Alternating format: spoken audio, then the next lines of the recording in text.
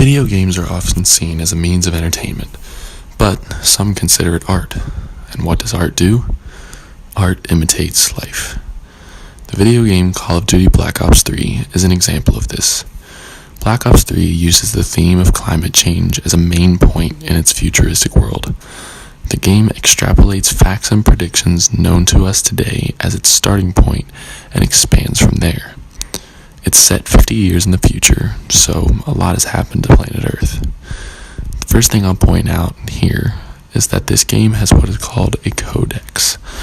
It's basically a database of the game's world-building facts. If you dig deep enough, there's literally a page all about how the climate has changed in those 50 years.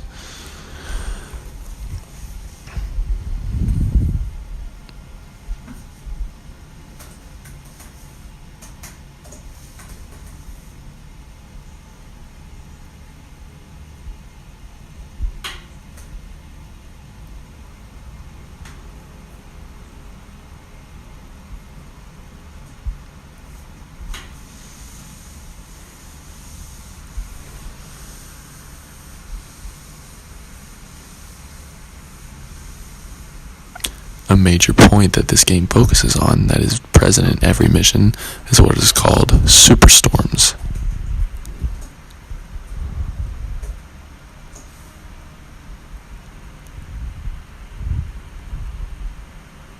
Superstorms are basically larger, more destructive versions of natural disasters that we have today. The station was tasked with keeping an eye on local operations.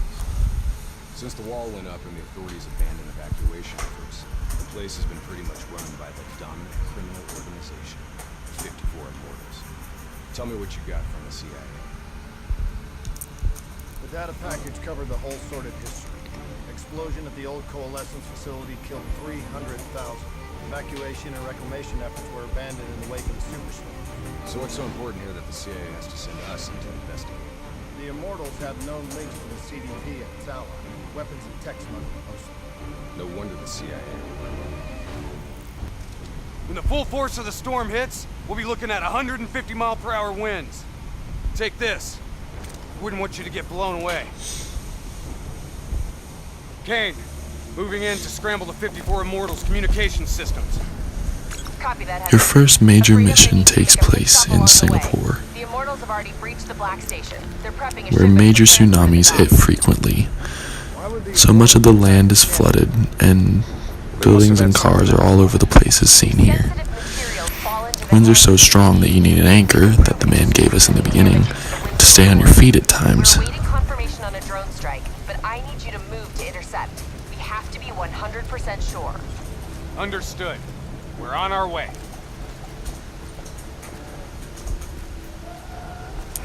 The particular area we are in right now is a quarantine zone because of how hard it was hit. Ground. Get ready to plant that bolt driver and hold the fuck on. At one point, the winds get so strong that you actually have to start using your anchor.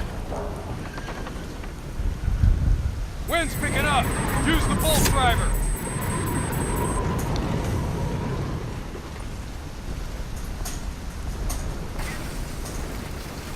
Use your bolt driver.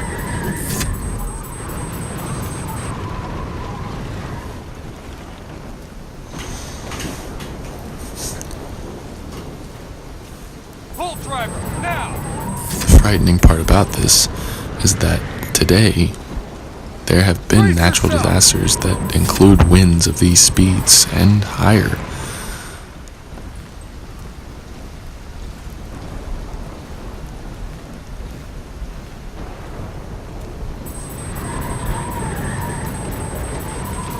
And here's me with my regular human error, not taking heed of the warnings and not using my bolt driver and getting picked up by the wind.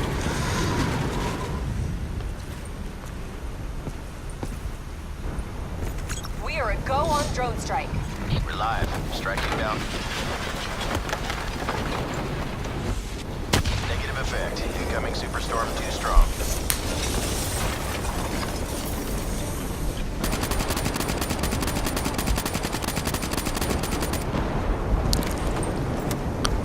This next section continues into an area that's been flooded more than other areas.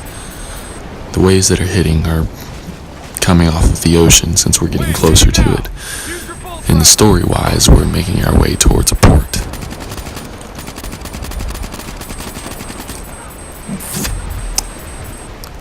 The waves become a consistent problem in moving cover that I'm using and also being able to carry me away and pulling me into the line of fire of the enemy.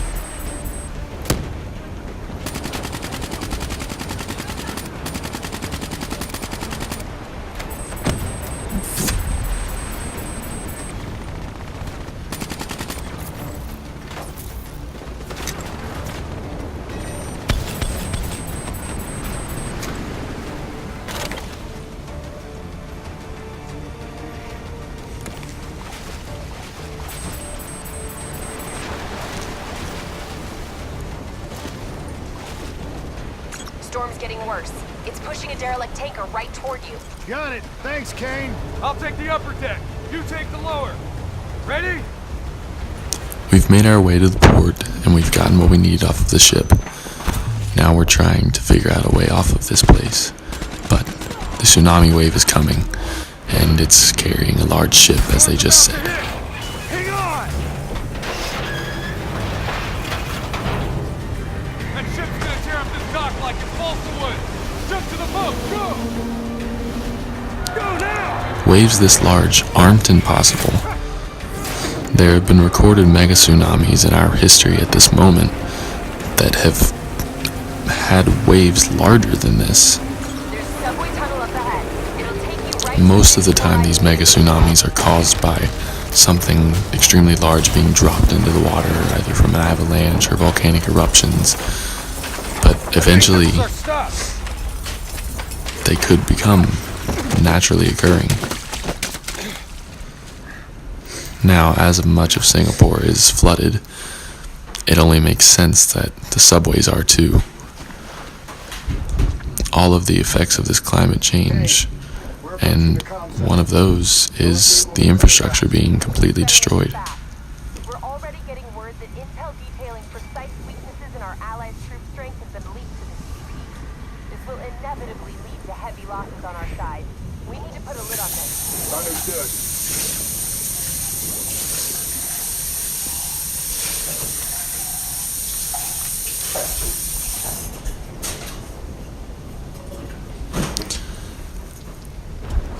Here's more effects of the storms. There's a giant fault line down there from a previous superstorm, not this particular one. And you can see another ship over there that has been brought into land from the tsunami waves. The street below is also about waist-high water.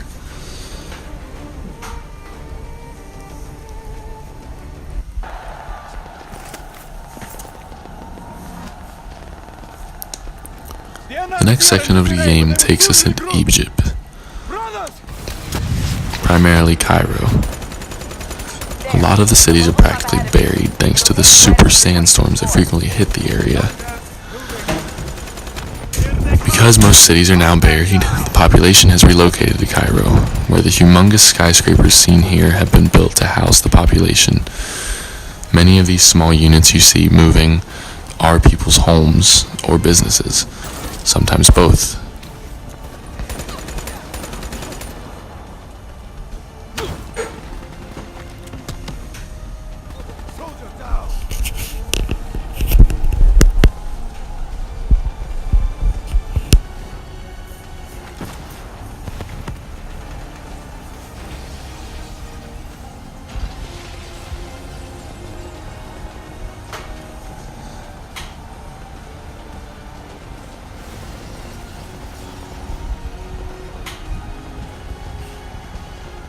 Many people in this world have been said to have lost their homes and had to relocate because of things that the weather did.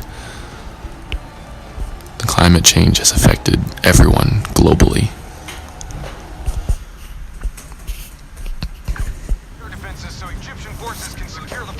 Another effect of the climate's changing, the region's temperatures rose drastically, and due to desertification, which is something that does and is currently happening now, the region's water sources completely dried up.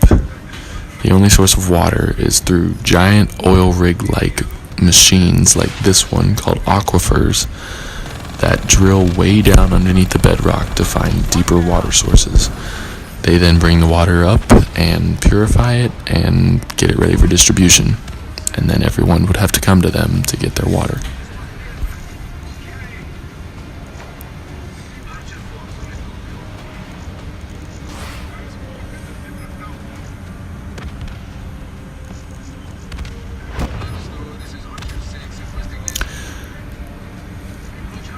This game's story is important because it shows that one of our biggest enemies is our climate. While it's our most predictable foe, not enough people are trying to prevent the inevitable. And it could eventually end up defeating us.